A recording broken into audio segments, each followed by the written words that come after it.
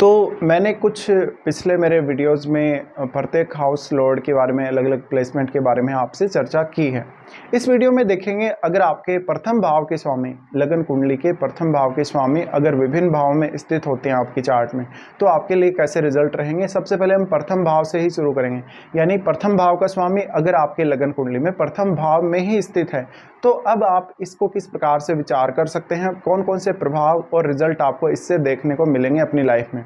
देखिए, सबसे पहले तो आपको फिर अपना लगन देखना पड़ेगा कि आपका लगन कौन सा है, और क्योंकि लगन का स्वामी आपके लगन में ही होगा, तो कोई भी प्लेनेट अगर अपने ही घर में बैठा हो तो निश्चित रूप से वो एक बहुत ही स्ट्रॉन्ग प्लेनेट होगा।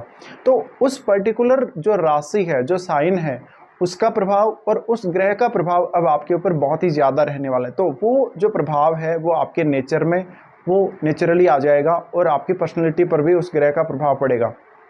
तो अब आपको उस राशि और उस ग्रह पर ज़्यादा से ज़्यादा फोकस करना चाहिए कि आपको वो ग्रह क्या प्रोवाइड कर सकता है। जैसे मान लीजिए किसी का अगर धनु लगन है और धनु लगन में ही अगर बृहस्पति स्थित है, या फिर मीन लगन है और अगर मीन लगन में ही बृहस्पति स्थित है, तो बृहस्पति ज्ञान के कारक हैं, सबसे पहले तो आध्यात्म के कारक हैं।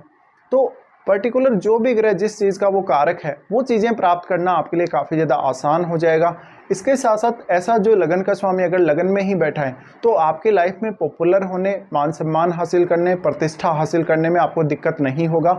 हालांकि उस ग्रह की दशा भी आपको देखनी चाहिए कि आपको इस जीवन काल में उस ग्रह की महादशा आ रही है या नहीं आ रही है, या उसकी जो अंतर्दशाएँ हैं उनमें भी आपको फ़ायदा मिल सकता है। अब यहाँ पे पर्टिकुलर आप किसी भी प्लेनेट के हिसाब से अगर विचार करेंगे, जैसे अभी हमने यहाँ बृहस्पति का एग्जाम्पल लिया, आप इसमें चंद्रमा का एग्जाम्पल भी ले सकते हैं, और उस केस में आपका लगन बनेगा कर्क लगन।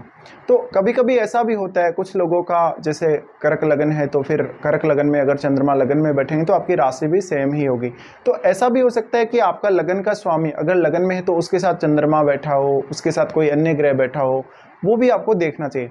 इसके साथ साथ उस ग्रह की जो दृष्टियां हैं उनको भी आपको जरूर एक बार विचार कर लेना चाहिए। हालांकि हम इस एक ही प्लेसमेंट के बारे में बात कर रहे हैं, लेकिन फिर दृष्टियों का जो प्रभाव है उसका भी अध्ययन आपको अपने लिए कर लेना चाहिए।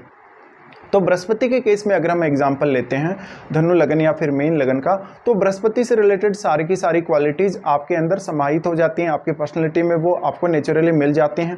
तो अब उस पर्टिकुलर ग्रह से संबंधित काम करना, उस ग्रह से संबंधित कोई भी आपको किसी भी प्रकार का जॉब करना या प्रोफेशनली कोई काम करना, या कुछ भी उस ग्रह से संबंधित अगर आप अपने जीवन में करना चाहते हैं, कुछ टारगेट हासिल करना चाहते हैं, तो आप वो आसानी से कर सकेंगे। और उस पर्टिकुलर ग्रह से रिलेटेड क्वालिटीज़ को लेकर ही लोग आपको जानने और समझने लगेंगे ज़्यादा से ज़्यादा। तो अब जैसे किसी का मान लीजिए बृहस्पति अगर लगन में स्थित है, तो ऐसे जातकों को लोग बहुत ज़्यादा मान सम्मान देंगे, और उनमें उस पर्टिकुलर ग्रह का जो परिणाम है या उस पर्टिकुलर ग्रह का जो प्रभाव है वो जरूर आएगा नेचर में। तो बृहस्पति होने के केस में आप कभी कभी बहुत ही ज़्यादा जिद्दी भी होंगे, कभी कभी बहुत ज़्यादा स्वाभिमानी होंगे, लेकिन आपका नेचर सीधापन वाला भी होगा।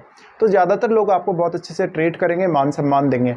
अब इसी प्रकार से अगर मान लीजिए किसी का लग्नेश बुध है, तो बुध होने की वजह से आप में थोड़ा चाइल्डिश नेचर हो सकता है, ऐसे कुछ गुण आ सकते हैं आपके अंदर। इसी हिसाब से अब जब बुध का प्रभाव आपके लगन पे ही पड़ रहा है, तो आप सोचने समझने में, एनालिसिस करने में, कैलकुलेशन करने में, या गणितीय कोई भी काम करने में बहुत ज़्यादा सक्षम हो सकते हैं। तो आप काफ़ी चतुर चालाक हो सकते हैं, वाकपटु हो सकते हैं। तो इस हिसाब से आपको विचार करना है। अब वो जो ग्रह है आपके हमेशा 7th हाउस को तो एस्पेक्ट करेगा ही करेगा, और ये भी निश्चित है कि आपके 7th हाउस में उस पर्टिकुलर ग्रह से जो शत्रु ग्रह है उसकी ही राशि होगी। जैसे अगर मेष लगन है तो तुला राशि होगी, और लगभग हर केस में ही प्रत्येक लगन में जो ऑपोजिट जो साइन होगा 7वें घर में, वो उसका शत्रु वाला घर ही होगा। लेकिन फिर भी आप उस ग्रह का इम्पैक्ट पड़ता हुआ अपने 7वें भाव पे जरूर देखेंगे।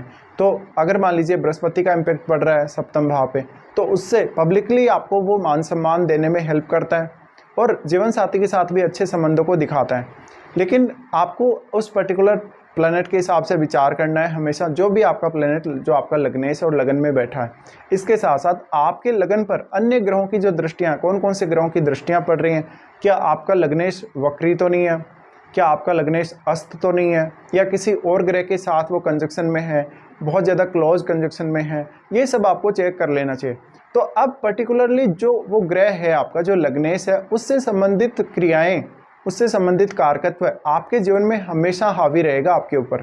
तो आप उस पर्टिकुलर जो ग्रह है उससे संबंधित क्वालिटीज़ को अपने से बाहर नहीं निकाल सकते कभी भी। और अगर आप उस ग्रह से संबंधित क्वालिटीज़ को फॉलो करेंगे बार बार, तो आपके लिए जीवन जीना आसान होगा, आपके लिए हर काम करना आसान हो जाएगा। तो अब आपको ये समझना है कि कोई भी ग्रह आपका लग्नेश है और अगर वो लग्नेश होकर लगन में ही बैठा है, तो आप अगर उस पर्टिकुलर ग्रह से संबंधित कोई भी काम चुनते हैं करने के लिए, या कुछ और काम करते हैं अपने जीवन में उस ग्रह से रिलेटेड ही अगर करते हैं, तो उसमें आपको ज़्यादा जल्दी आसानी रहेगी काम करने में, अपना टारगेट पाने में आसानी रहेगी। इसी हिसाब से अगर किसी का मान लीजिए लग्नेश अगर शनि है, तो शनि बहुत ज़्यादा आत्मनिर्भर बनाने की तरफ ले जाता है, अकेला कर देता है, हमेशा बहुत ज़्यादा हार्ड वर्किंग बनाता है। तो उस प्लैनेट का प्रभाव फिर आपकी पर्सनैलिटी पर आ जाएगा और आप ऐसे में बहुत ज़्यादा ईमानदार व्यक्ति भी होंगे। तो अब आपके लिए वो पर्टिकुलर प्लैनेट बहुत ही ज़्यादा इंपॉर्टेंट हो जाता है, तो आपको इस हिसाब से विचार करना चाहिए। अगर बृहस्पति के केस में आप देखेंगे तो फिर बृहस्पति बहुत सारी और भी चीज़ों के कारक हैं, जैसे वो ज्ञान और आध्यात्म के कारक तो हैं ही, वो संतान के कारक भी हैं, फिर वो आपके लिए आपके मान सम्मान, प्रतिष्ठा और आपके आध्यात्म से जुड़े हुए कार्यों के कारक होने के साथ साथ कहीं ना कहीं वो आपके जीवन में लक को भी दिखाते हैं, या लक फैक्टर भी वहाँ पे फिर हावी रहेगा। इसके साथ साथ आपके लिए वो धन संबंधी मामलों में बहुत सारी ऐसी अपॉर्चुनिटीज़ ला देंगे आपकी लाइफ में, जहाँ पर आप अर्निंग्स के मामले में बहुत बेहतर कर सकते हैं और आप बिना किसी को आहत करे, बिना किसी को नुकसान पहुँचाए काम कर सकेंगे। तो अब आपको प्लैनेट के हिसाब से विचार जरूर करना चाहिए।